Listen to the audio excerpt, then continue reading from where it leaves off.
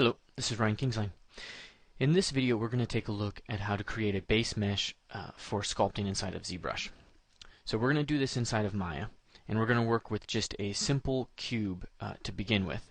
We're going to move that up, and using the grid we're going to create an 8-head figure. So you can see right off the bat I've moved it up one, and this is going to be our hip region right here. And then we're going to put some middle area for the chest or the stomach area. The rib cage is going to be right in here, and then we're going to move and position the head up here.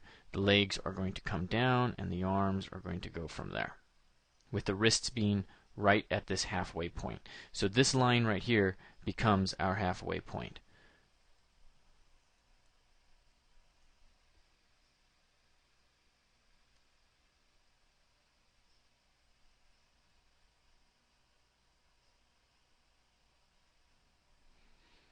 So let's keep watching this. Notice how I'm moving the hip area in down here at the bottom. This is going to help me create really clean edge loops for each leg, so that when I get into the transpose tool, it'll be very easy for me to go forward with it from there. The hips are going to or arms are going to present a bit of an issue. But I have found that the best way is very similar to the hip area, which is that you kind of have to pull the top part of the shoulder out. This way the arms themselves are a distinct edge loop, a distinct shape, and it just really works best for working with topological symmetry. And transpose tool specifically.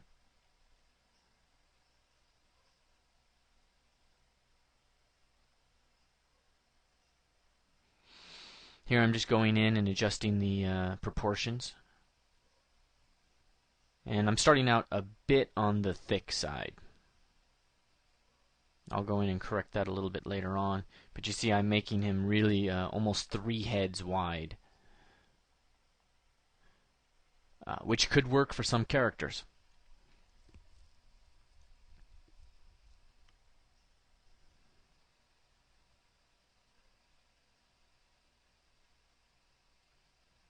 Now, I'm trying to keep all of these polygons pretty well distributed.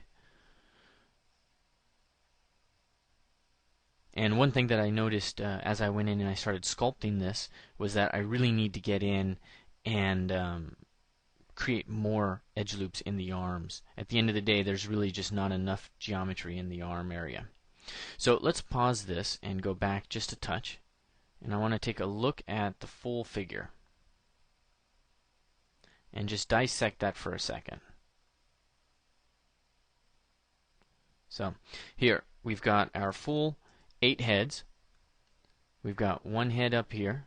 We've got 1.5 heads for the rib, 1 head for the hip. The great trochanter, the thigh bone, is going to come down here. The knee is going to sit right above this 2-head marker. And then the line of the tibia and our foot. Now, after our scapulas come out, we're going to have our humerus coming down. It's going to be right here. And then our wrist from there. So what you really need to notice, one thing, is that in between the head and the pit of the neck is about 1/2 to 1/3 of a head. And so that's just a good measure to kind of keep in mind. And then also, we'll fix this later on, but when we get into the shoulders, it's really 1 head here, 1 head here. So all of that ends up getting moved in. But beyond that, this looks pretty solid for us to kind of move forward with. So let's get ourselves back into the side view, which is where we're going to have to go in and start to analyze this thing, the gesture of this from the side. So really using this center line as our halfway point. So the knee is going to line up with the center line, and then the pit of the neck is going to line up with the center line.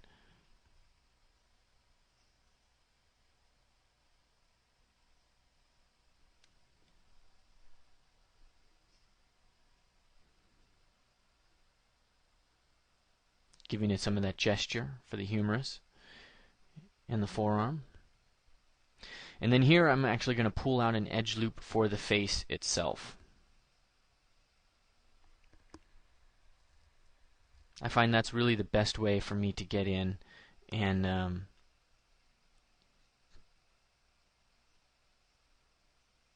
keep as much geometry in there as possible. I'm also going to add an edge loop in there.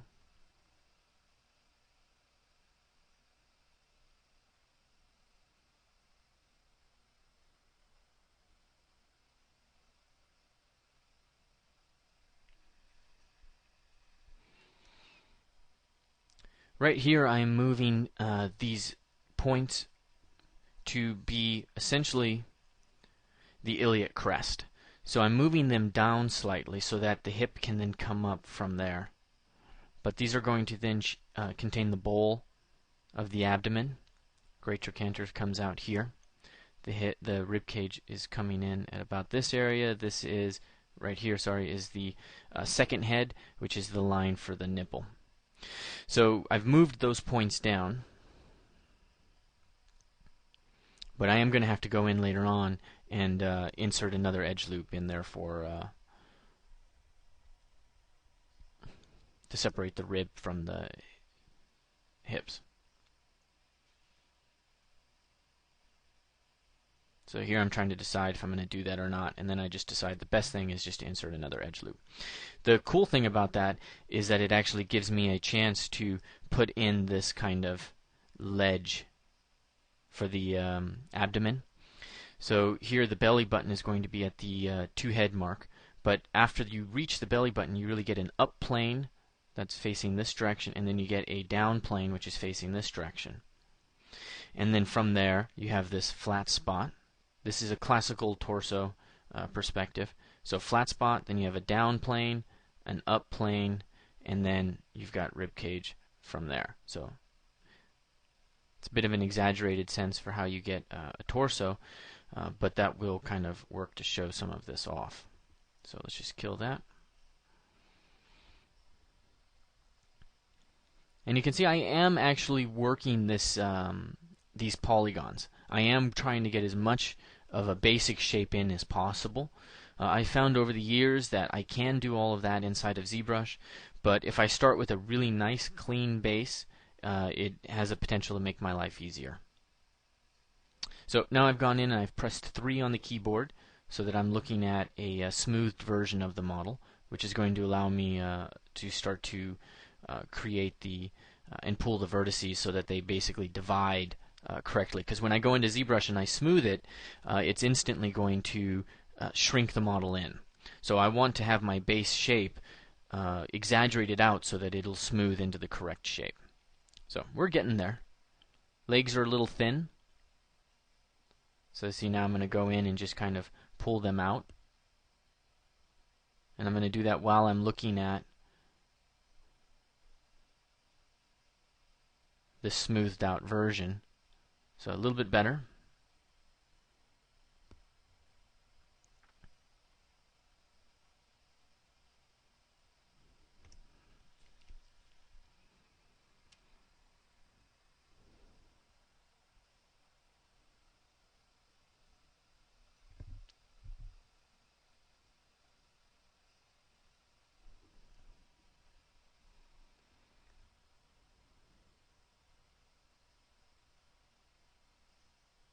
Working on the posture of the guy.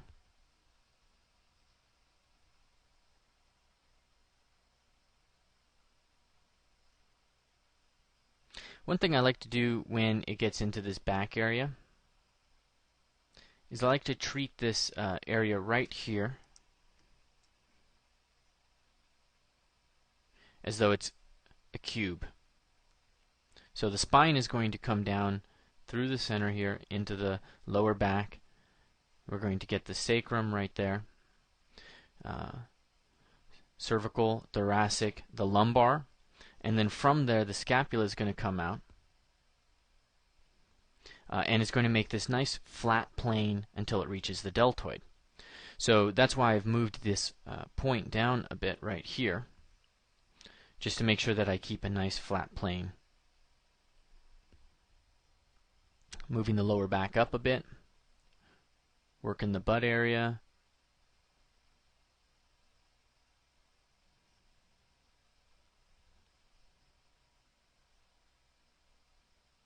And now when I get into this whole area of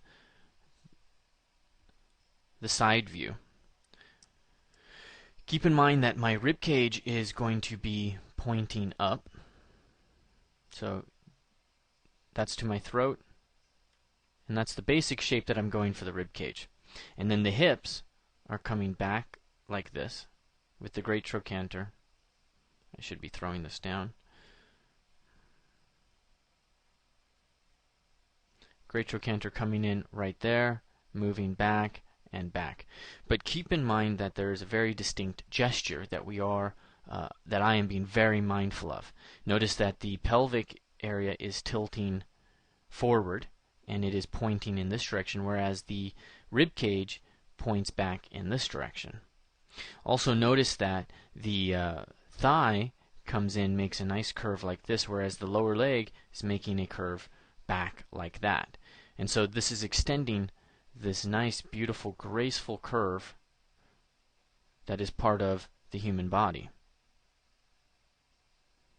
You need to keep those things in your model at all times.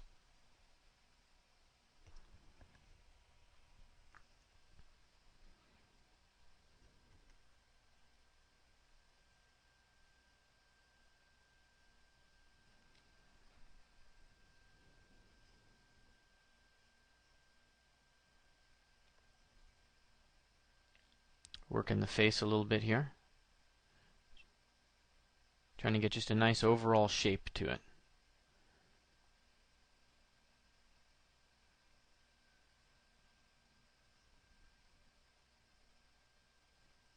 Going to speed this up a little bit. And then let's slow this area back down. I want to be very mindful of what I'm doing right there in the chest area and the shoulder. Notice how those vertices are intersecting, but when it's divided, it smooths out correctly.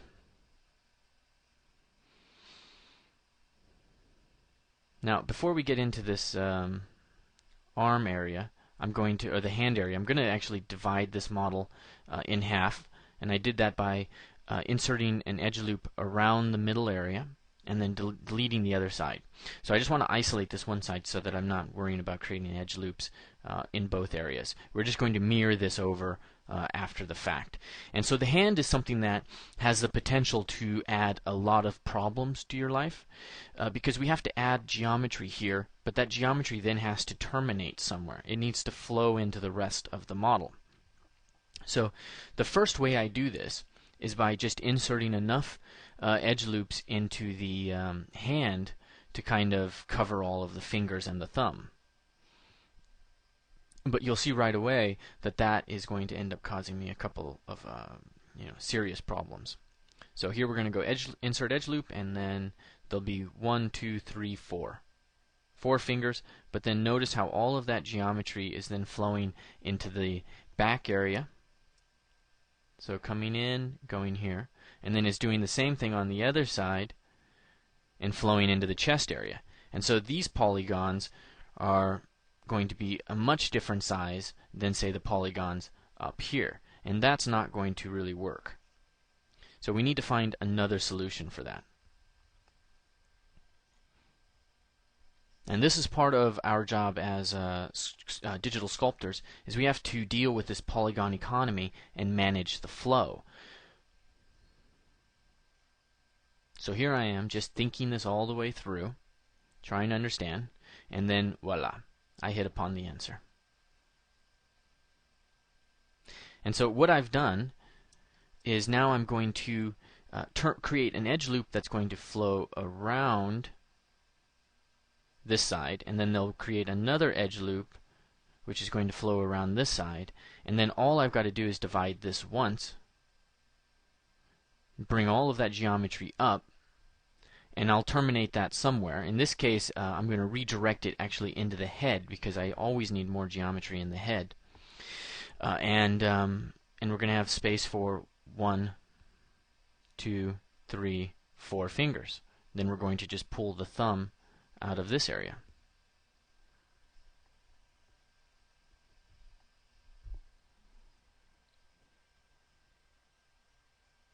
So I'm using the split polygon tool to do that, and then the insert edge loop tool here.